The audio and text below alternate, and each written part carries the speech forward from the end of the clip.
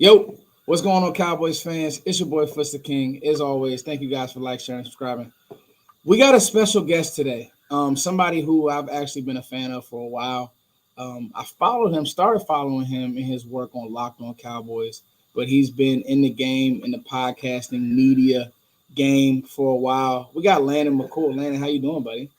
Doing great, man. Thanks for having me. I'm also a fan. We talked about it. I think I caught on to you watching one of the Vox shows, and I've Yeah. been a follower and followed ever since. So great for having me. Thank you so much, and I'm glad to be here. Excited to talk Cowboys football, even if it's not always happy and positive when we're talking about it. Yeah, Landon, I would honestly say it's good that the unity's coming because I feel like there's been more of a divide amongst Cowboys content creators, writers, Hmm. just Cowboys brash in general. And so I think it's cool that we can just come together, and we both have interests that are the draft and player evaluation. I think that you do a great job evaluating players, Oh, coming up thank with you. original thoughts.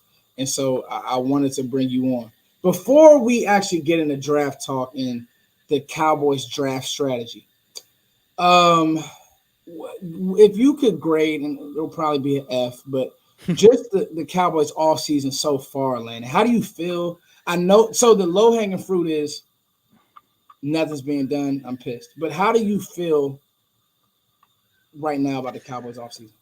Look, I think let me preface all this by saying I 100% understand any ire or anger that Cowboys fans have about this offseason because it happens every year. You know what I'm saying? Like for me, it's unreasonable for me to ask it every single year to kind of let things play out and then let's see the big picture. Let's see how it plays out every single year, and then for them to kind of come out this year and be the most Cowboysy Cowboys off season and I can remember in a while.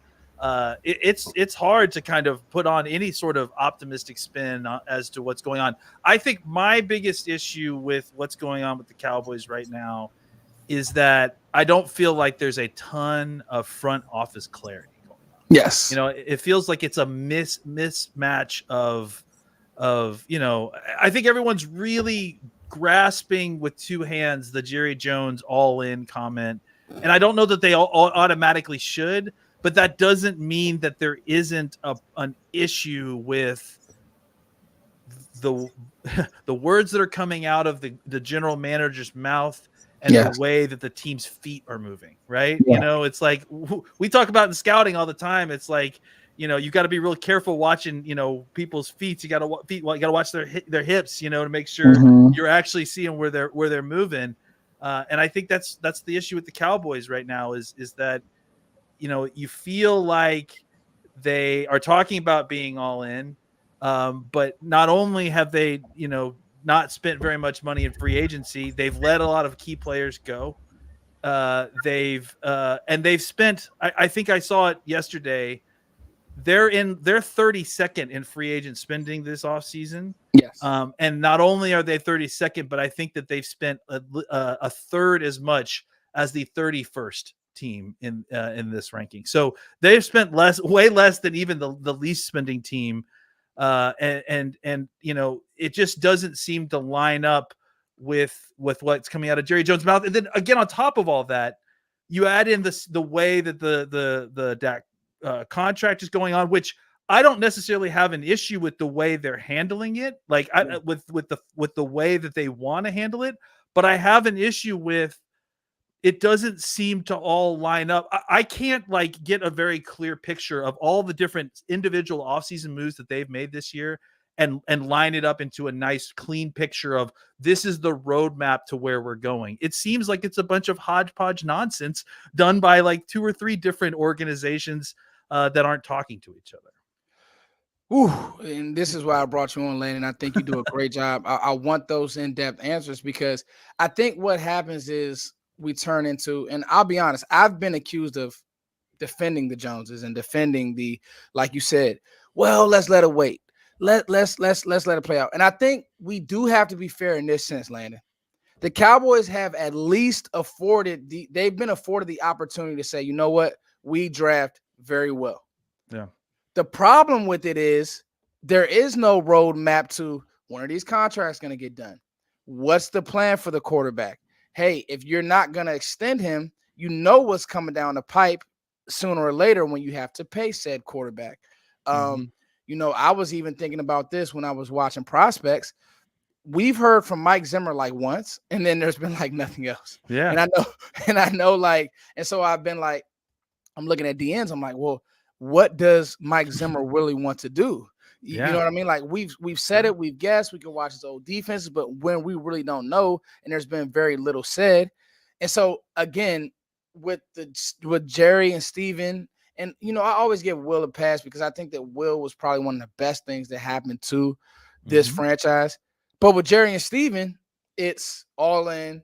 He's scribbling on a piece of paper. So fans they're hot about that, right? And then and rightfully so. And then Steven, he's coming off as this Godfather-esque playing hardball in every sense of the imagination.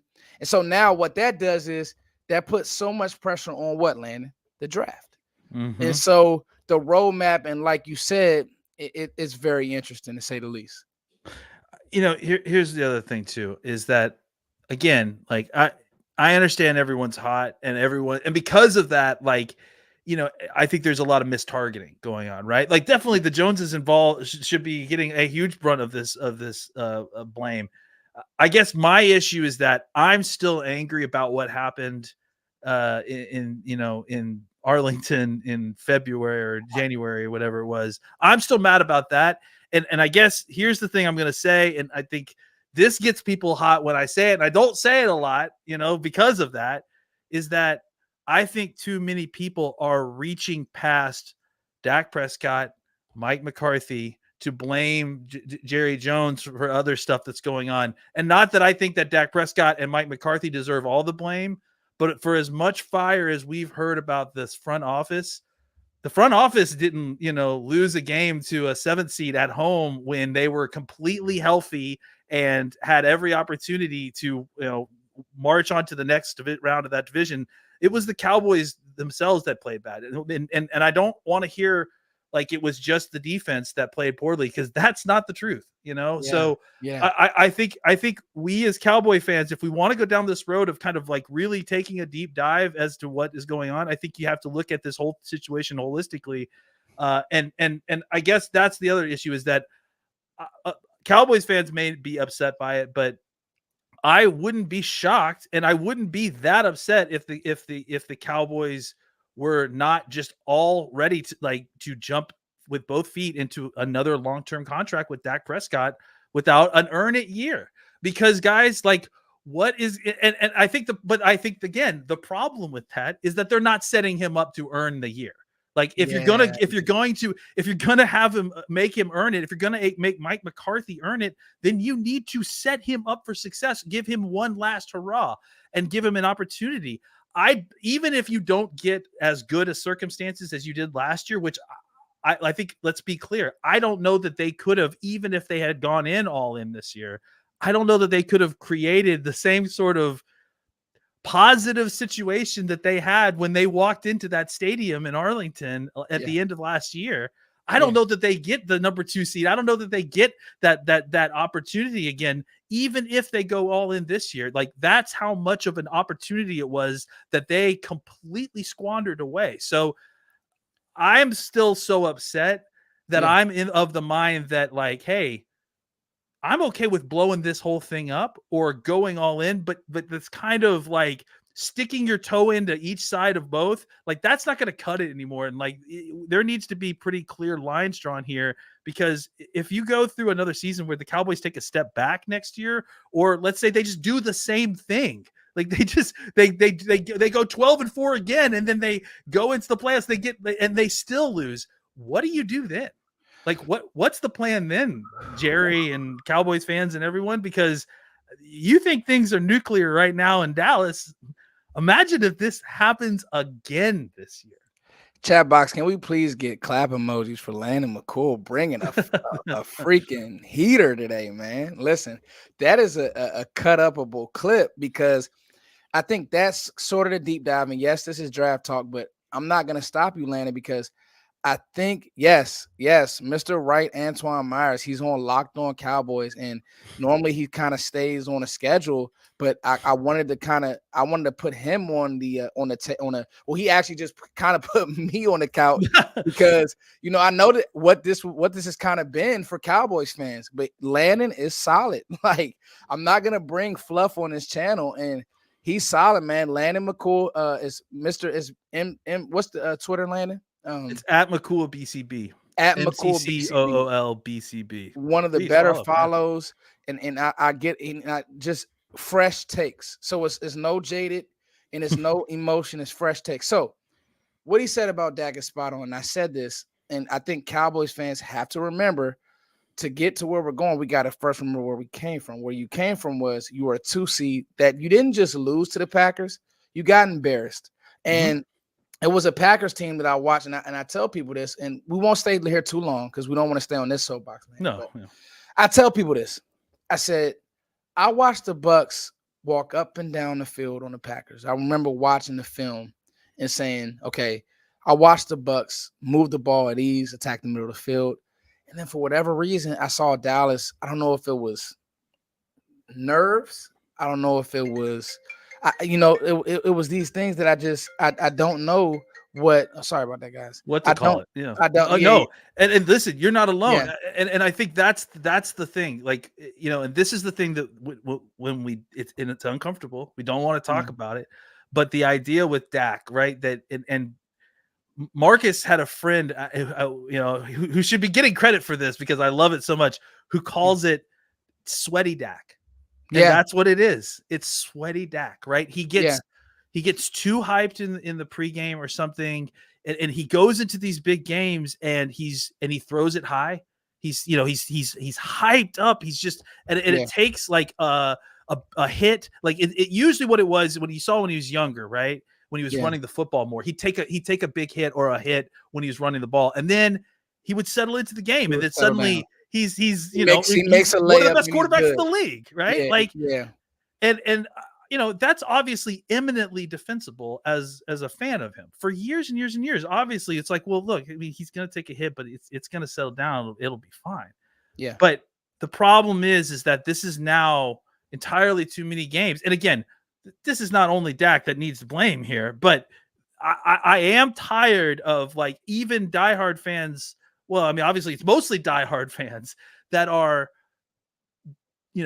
unwilling to discuss the fact that the most important reason that you win or lose games, the quarterback, has an issue. Like I think that it's hard to deny at this point. Even the game that we all point to, the Tampa Bay game against Tom Brady, early in that game, Dak struggled. It took him a while to get into that game. So there's something there. And I know it's not funny and pretty to look at, but there is something there. I don't think it's something that is insurmountable, but it's something, between his ears, right? It's not something that's functional or something that's missing about who he is as a person. I think he just needs to find a way to find balance, a little bit more balance, and kind of calm himself down early in these games. Because until he finds a way to be consistent early in these games, whether it's a need to be more scripted or something, I don't know what it is. Obviously, if I'd be a quarterback coach if I did, but he needs something to kind of calm him down early in these games so that we can get regular Dak Prescott early in the games and not, sweaty Dak. So we'll close the door on this one, but I'll say this, Landon. I'm sorry. We should have opened the door before we're about to do draft talk. Yeah. This is great. Well, it kind of has begged to. So this is where a lot of the, the O-line got to make sure we draft the lineman. And, anybody who knows me and who's followed my draft work, I hate going into a draft having and being forced to draft one position. Vach is in the chat. Me and him went back and forth speaking about, and he was a big CeeDee Lamb fan. And I remember the Caleb Von Chason talk. Got to get a DN. And you look up and CeeDee Lamb staring you in the face. You can't draft away from that player. The rest will work itself out. And then, we're talking about, now the defense needing so much help. And I'll say this. When I did look at Dak's When I did look at Dallas's game plan, I did have a serious issue with how Dan Quinn not only called that game, Oh, but for how he sure. fit the run against Buffalo. And I'm actually extremely hard on Dak. I'm known as being a guy who's hard on Dak. There's been times where I'm like, I'm just done with this guy. Then I'll talk through it. So okay, cool. But to what you're saying, to your point, I think the frustration with the fans is you laid it out. And like I said, this is a clippable when you went on. You're right, because if you're not going to give them the help, then what's this year about? And this is why I said, if Landon, and this will kind of get, let's segue to draft talk. Before I even get to these 5 questions that I wrote down, pretty sure when we spoke about it, Mm-hmm. are you BPA? Are you signaling? And they'll tell us that tackle was the best person on their board. But Landon, I've listened to you. Is there any way you can draft away from Brian Thomas? Is there any way that you could draft? Because that's where you start saying, and this is me, once you get past, and we'll kind of, I want to edge out and make sure I got your guys aligned, and you guys did a great show with Vach.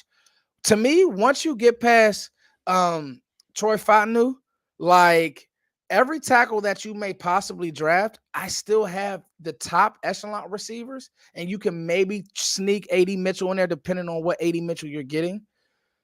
I have those receivers kind of over some of these tackles who still need work. Guyton needs work. You talk about Amarius Mims. He couldn't even finish the combine exercise. So these are things. Are you a true BPA, Landon, or where do you stand just as far as draft strategy? No, I mean, I don't know that true BPA exists. I think in its purest form, because no one is. Doesn't that suck?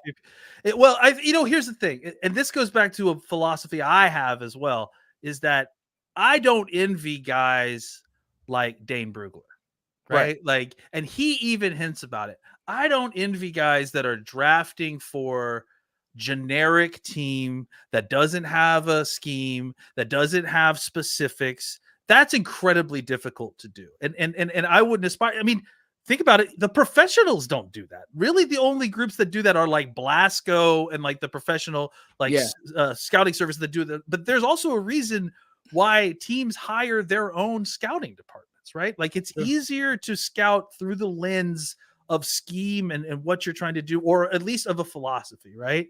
And so for me, like, I think you give a cold-hearted look, clear-eyed view of I hate to call that back, of what is going on in the draft, who's in the draft, what these players can do well, and then you try to transcribe that into your system. You're already kind of filtering BPA through the lens of the way you play football, right? Yeah. So, like, the idea of true best player available is already a subjective issue, right?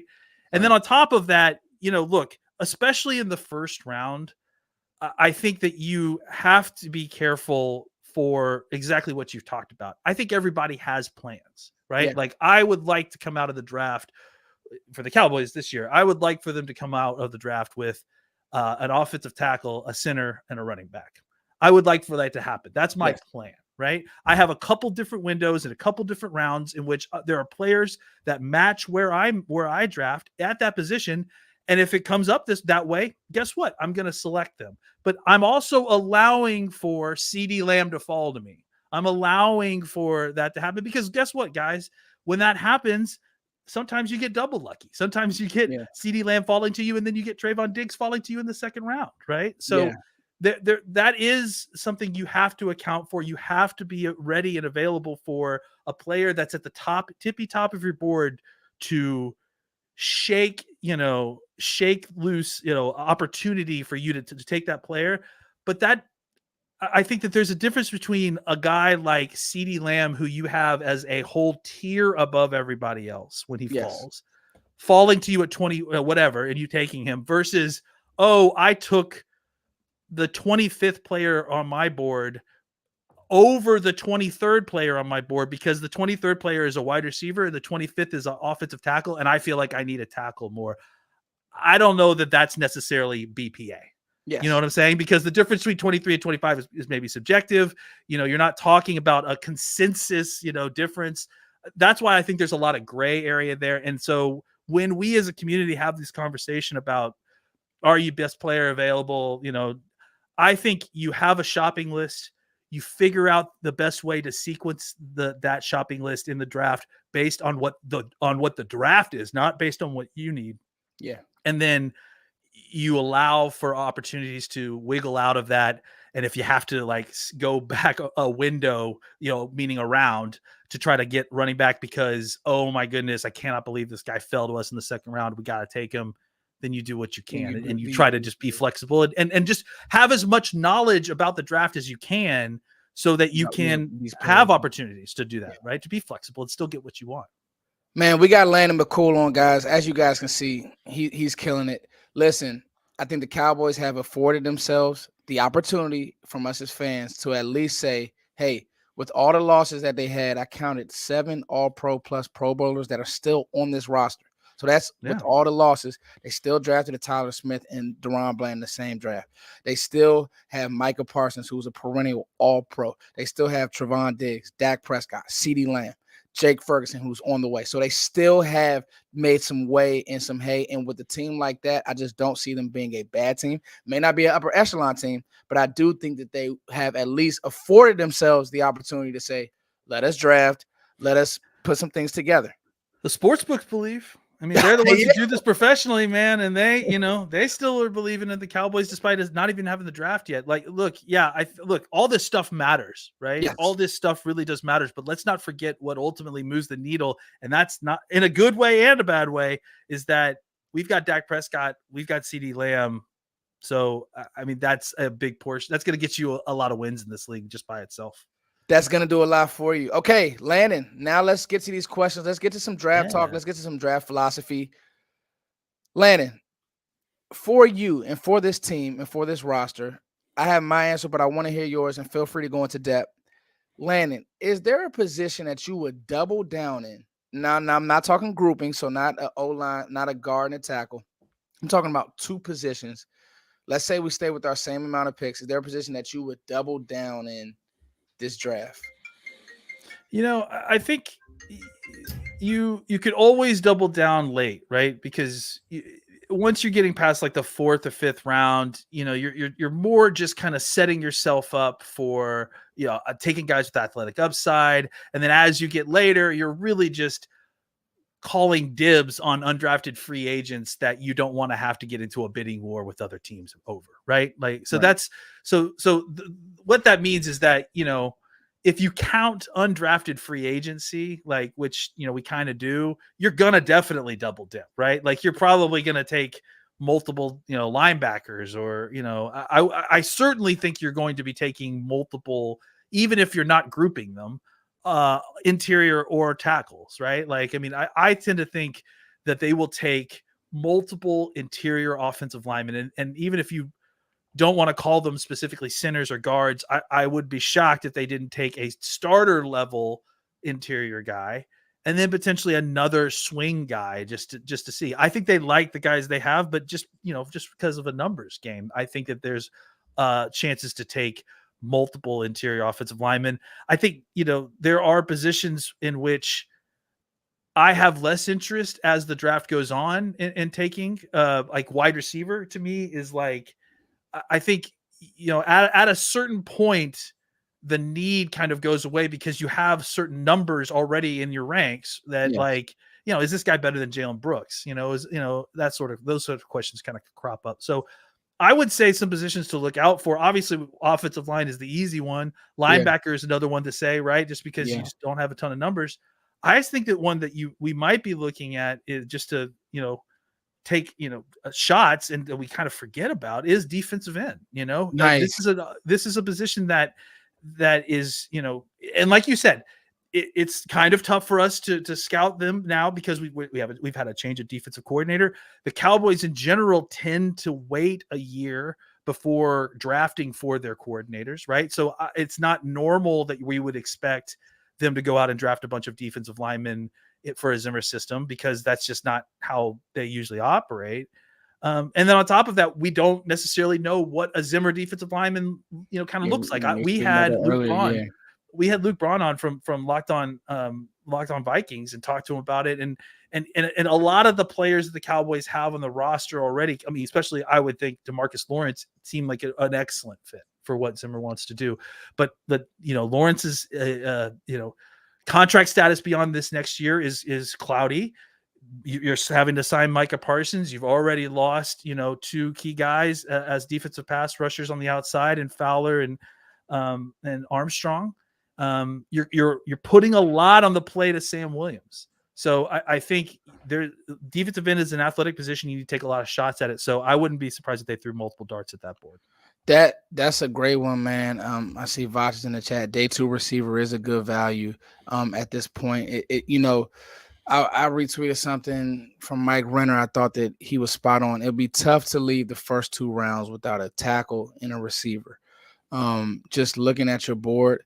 But with that being said, I really believe Landon linebacker and running back are 2 positions just because of what happened with Overshown last year. We don't know how healthy he's going to be. Yeah. Damone Clark's play, which wasn't the worst. We got to make sure we say that. And I was tough on Damone Clark, but as you watch, it wasn't the worst. We just know we want to upgrade. You don't know how many games Eric Kendricks is going to play. I could definitely see them double dipping at backer depending on how the value stretches.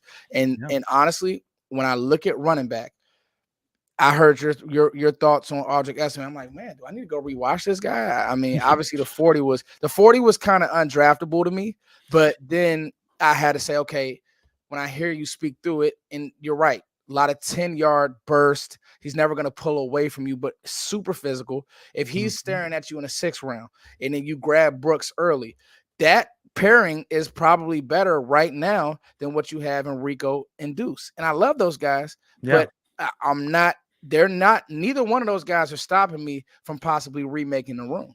Well, the Cowboys have history in double dipping at running back when they needed it, right? Think about Tashard Choice and Felix Jones, and just like there's been different times when they've taken a running back in the draft and then taking a key undrafted free agent as well. And even if the Cowboys drafted someone like Jonathan Brooks in the 2nd round, which is obviously what everyone keeps talking about, so much so that I'm having a hard time believing it's actually going to happen at this point.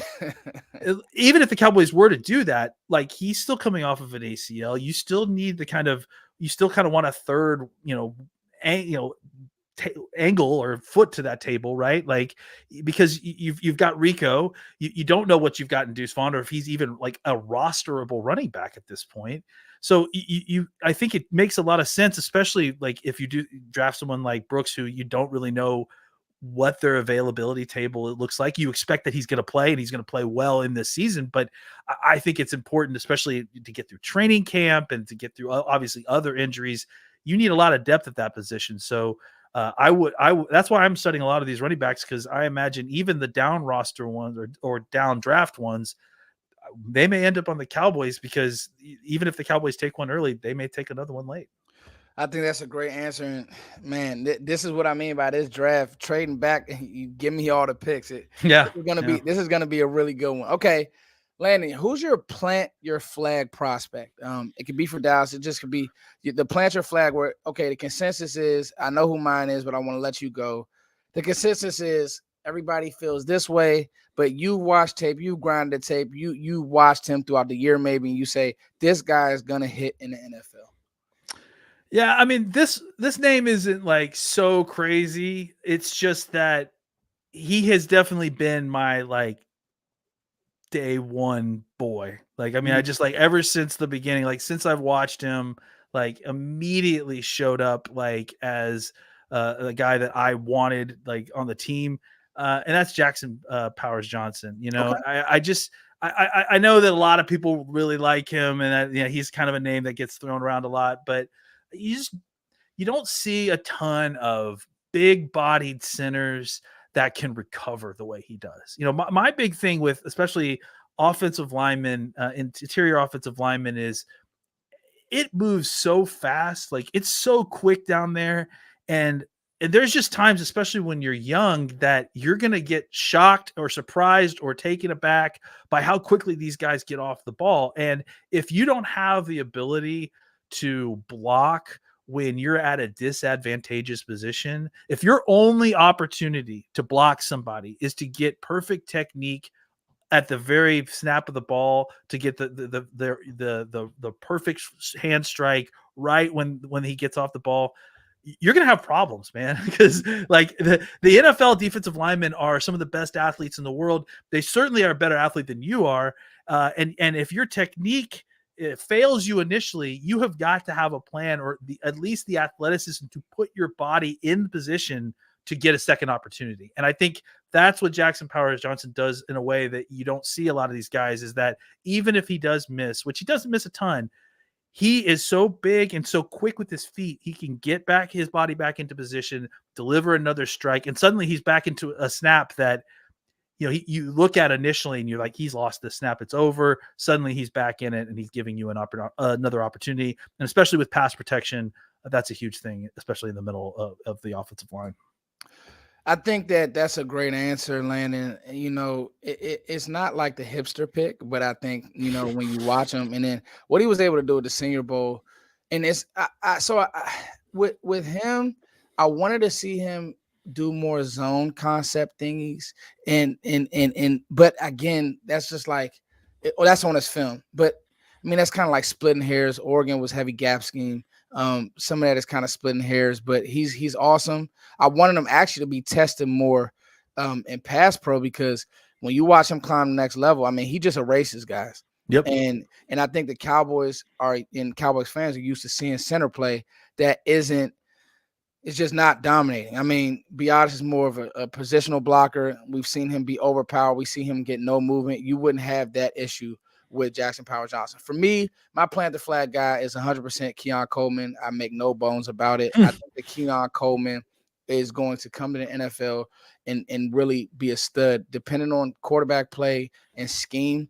If he goes to a quarterback that knows, and I won't even say you have to throw him open, but he's open even when he's not, because of his body.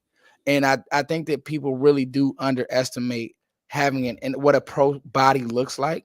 And I think that he's fast enough, and everybody's going to give me separation, and I'm with that. But then I'll give them Jordan Travis's quarterback play was just okay to me. It wasn't bad. It wasn't good. It was just okay.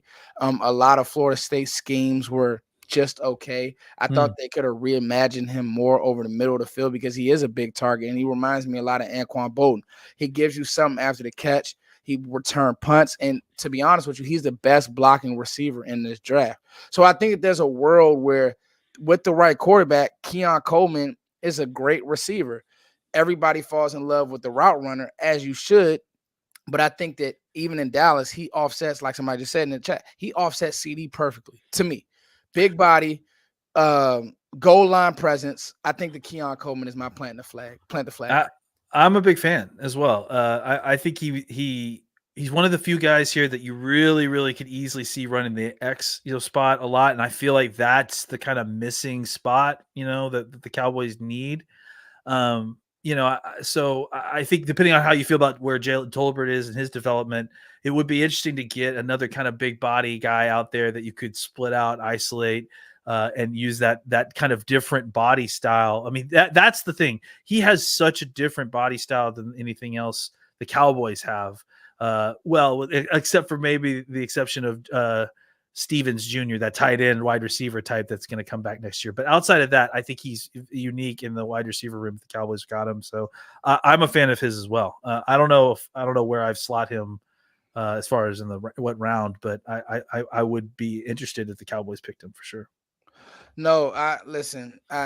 He's just one of those guys for me. Okay, this is what I want to do here, Landon. I got two more, then I'll let you go. Kind of just get your thinking. Okay, I want to do a little versus here, just to see where you are with certain athletes. So the first one we're gonna do is Ray Davis, mid-round backs. Have you watched Ray Davis, Landon? Yep. Oh yeah. Okay. I watched him actually. We did a report on him today on the show. Actually, yeah. Nice. Ray Davis versus Marlon Lloyd for Dallas. So for Dallas, I think they're very, very different players. Marlon Lloyd is a right now a guy who I think is still kind of figuring out some of the nuance of the position. I mean, he is an athlete playing running back. He's big and I mean he's 220 plus. He's bursty, like he can really, really run. Um, he's kind of, he fits USC a little too well. Yeah. Like in the sense that he's a lot of flash, and I don't the Lloyd, substance is Lloyd an or issue. Davis. Lloyd. I'm sorry. Yeah, Yeah, Lloyd. yeah. And this he's just like I think he's got a ton of upside. I mean, look, he's that athletic, that big, but he also doesn't break a ton of tackles, for being 220. He's not running over guys. I have an issue, and I actually went over this when we talked about Braylon Allen a little bit too, where I don't love big guys that don't play big, right? Because like, what's the point? Like it's not really beneficial for you to be 225 if you're not, running over and running through guys, right? Like, so I guess that's my issue a little bit with Lloyd is that, and I mean, he's got the worst hands, not catching. He can catch the ball, but he's fumbling the ball at a rate that's like almost twice as bad as the second worst guy. Like, I think he was somewhere in the area of 1 fumble per 50 carries, which is not good at all. So he's kind of a developmental guy. And here's the thing. I love Ray Davis. I think I see him as a possible RB1. I do too. I think I see him in a kind of Ray Rice mold, right? Yeah. And I think it was actually Matt Waldman who turned me on to this, so I don't want to take his credit for that. But ever since I saw that, it's just like it's been hard to leave my mind. I think that Ray Rice, look, he's got a ton of carries on his body. He's rushed for something like 2,000 plus yards in the SEC the last 2 years.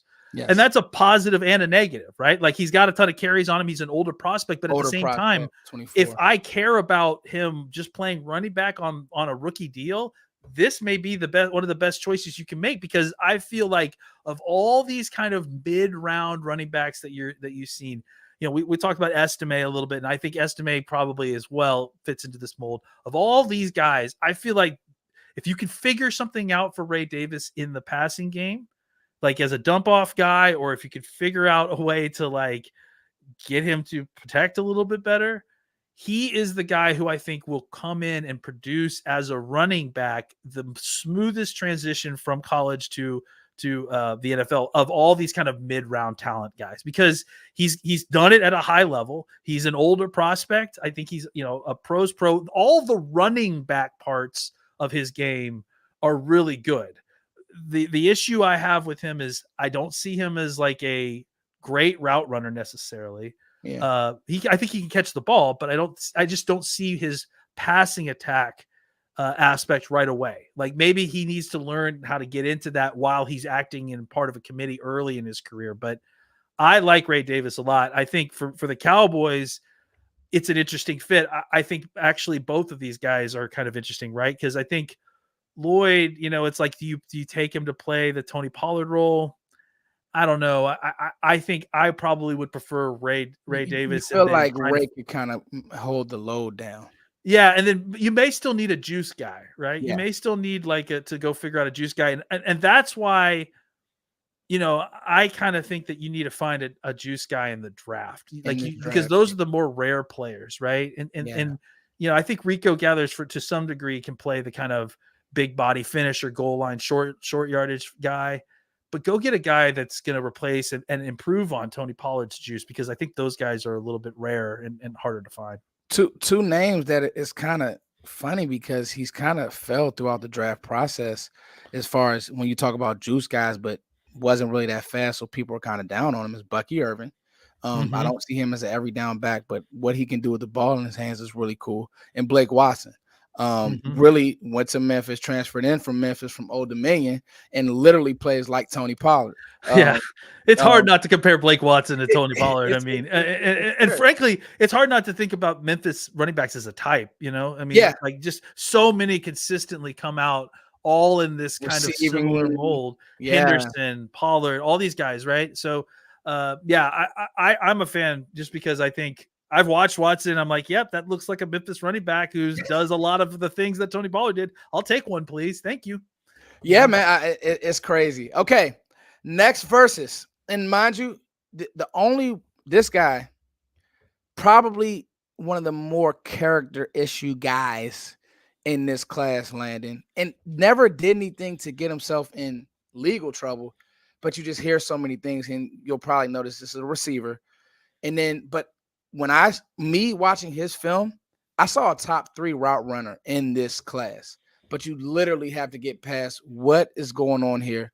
So we're gonna do a versus between Jermaine Burton and Jaylen McMillan. There's no wrong answer here. But we talk about that second day receiver mode. Yeah. Talk to me about those two. Give me your verses on those guys. Well, first of all, I just want to kind of preface this part by saying I think these are the type of guys that I just don't know that the Cowboys are going to take, right? Because, and I'll tell you why. Because one, they don't have a 4th round pick, right? If they had a 4th round pick, maybe you could take one of these guys with your 3rd round pick and then go fill the need that you missed in the 3rd round. The Cowboys have set themselves up to in this situation. It's not ideal, right?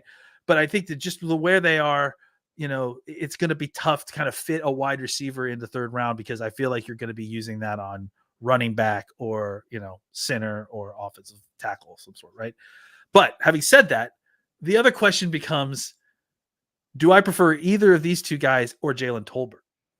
Because I think that all 3 of these guys all are very similar player. You've got 3 Jaylens in your wide receiver room, by the way. I just realized you got Jalen Cropper, Jalen Brooks, Jaylen Tolbert. And then you add Jalen McMillan. You added Jaylen. We don't need another. We got too many Jaylens, guys. This is gonna be. It's like I guess it makes for calling people in the classroom a little bit easier. You see if you can get everybody to answer all at once. But no, I think. Listen, I think that Burton is the better player in my opinion. Right? I think he's a more refined route runner.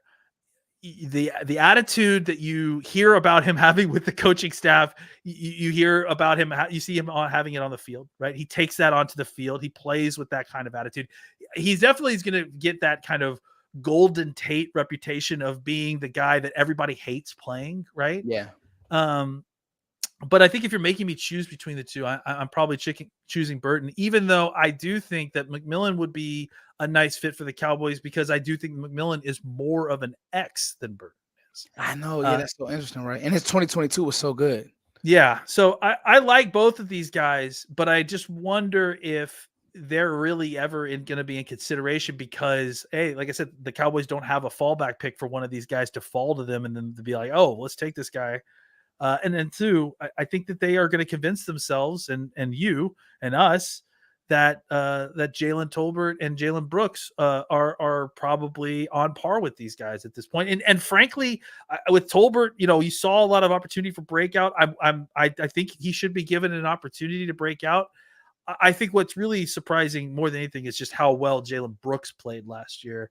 And I think that that's where they're going to give these guys opportunity and room to grow and an opportunity. So I think that they will draft a great wide, like you mentioned, Brian Thomas, right? If that falls to 24, they're going to have a decision to make. I think at a certain level, if there's a wide receiver above this level, above that you think you could draft and maybe compete for wide receiver 2 immediately, then you take that guy. But then after that falls away, it's like, I'm not going to add a mid-round wide receiver that I'm not absolutely in love with because they're going to give Jaylen Tolbert every opportunity. They're going to give Jalen Brooks every opportunity to kind of take those jobs.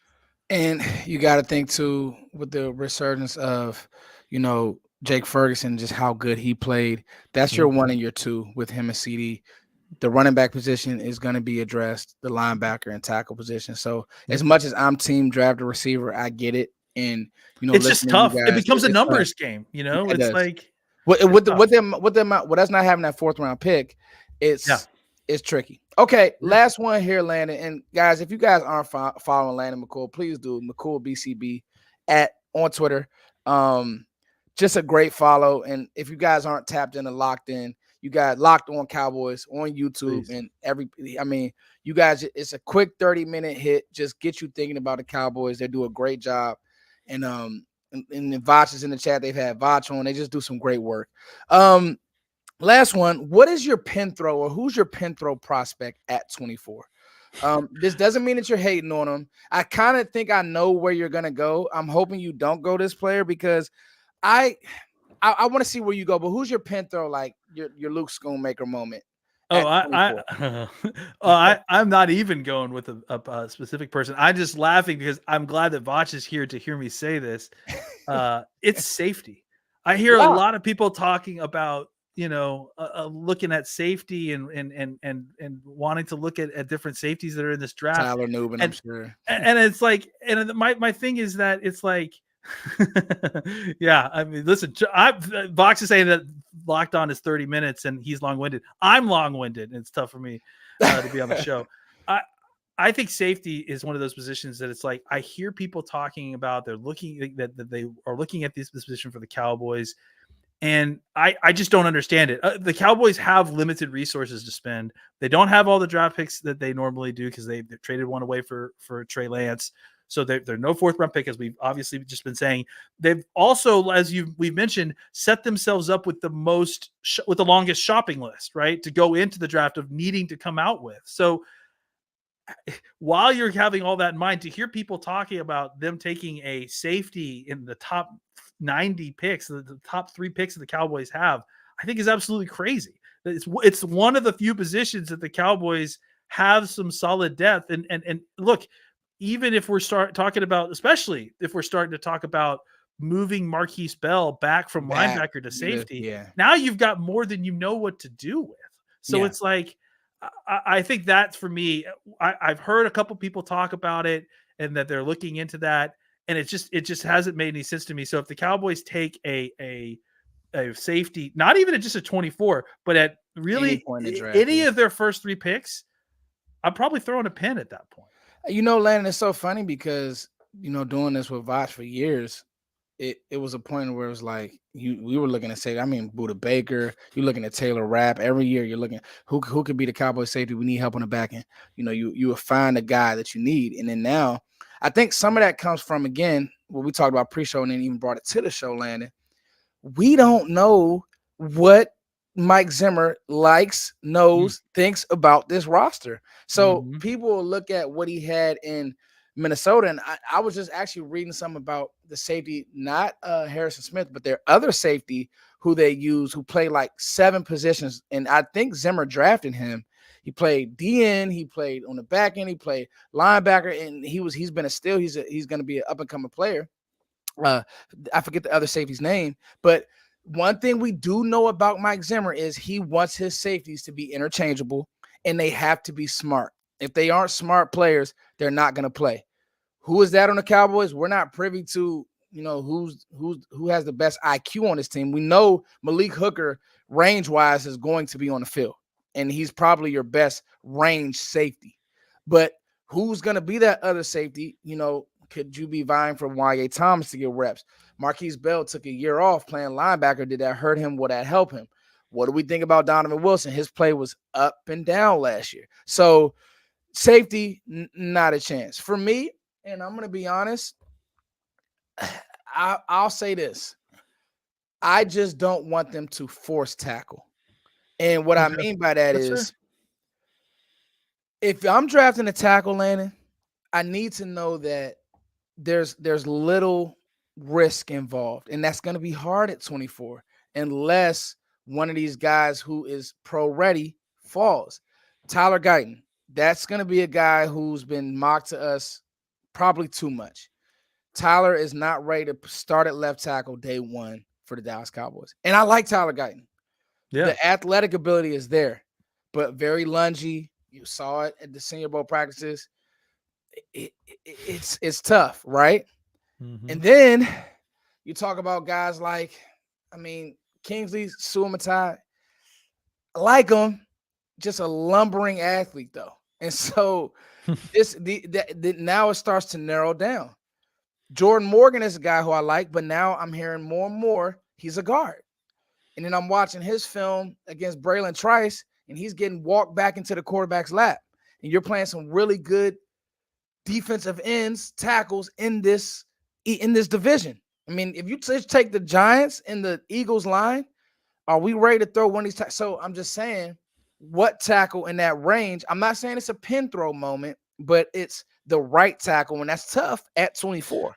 Yeah, I mean, I think that there's a point where the tackle spot, and I think this is something that Vach and I talked about on Locked On, is that I think that there's a point where, what are we doing here with the tackle, right? Because you have Awesome Richards, you've got Let's Go. It's not like you haven't invested, something into the position previously, right? And look, I'm certainly not advocating just taking a tackle for the sake of taking a tackle. I think that the reason that the Cowboys have, and look, I know no one wants to give the Cowboys credit here, and I, again, fully understand why.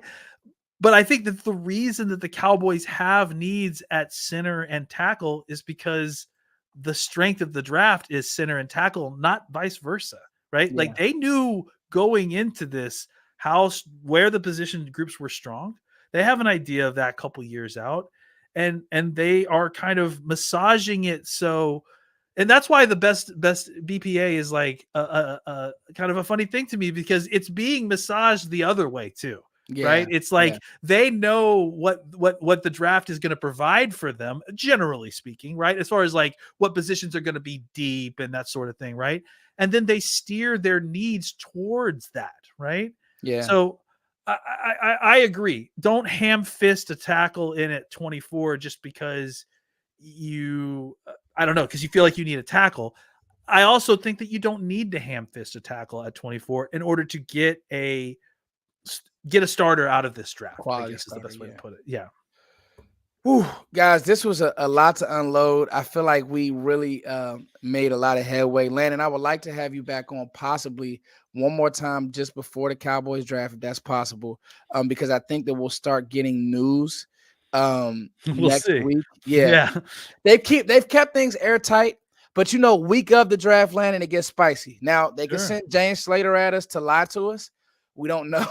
We don't know. We don't know what Jane's going to come up with. We don't know. I feel like they just say throw it at Jane, and then Jane will feed it to the fans, and then it will do something completely different. So we'll hear Tyler Guyton, and the pick will be, who I don't know. You name somebody. It'll be Jackson Powell Johnson. So anyway, what a show, Landon. Where can the people follow you at, man? Yeah, again, please follow me on Twitter at McCoolBCB. Definitely check us out on the Locked On Cowboys podcast, anywhere you get podcasts, or YouTube. We're all there. Or just go to lockedoncowboys.com and they'll get links for all kinds of different stuff. So please come check us out. We're 5 days a week. We got you covered. So please come check us out.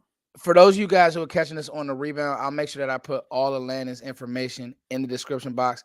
Landon, thank you so much for joining me, man. Like, this was one of those ones. Voss was in the chat. The homies are here. Can we get clap emoji? Just show my guy some love. Thanks, man. Y'all. Appreciate it. Yeah, because his draft knowledge and his Cowboys knowledge is second to none. And it's also really good opinion. And listen, I do think that there will be some light at the end of this tunnel. I know we're seeing that Philly fan, and Philly, they're making news and this, that, and third. Football isn't played tomorrow. That's right. We still have a lot of time to team build, so I do think that the Cowboys will be fine. There's lots of windows for getting talented players. We constantly forget it every single year. And the thing that I tell Marcus all the time is that this is an oblong ball, man. The things that happen in this season that we could never predict happen all the time. So no reason to lose sleep about it in April and May. Yep. So thank you so much, Landon. For Foots, I'm Foots. This is Landon McCool. Hey, we're out of here, y'all. Peace.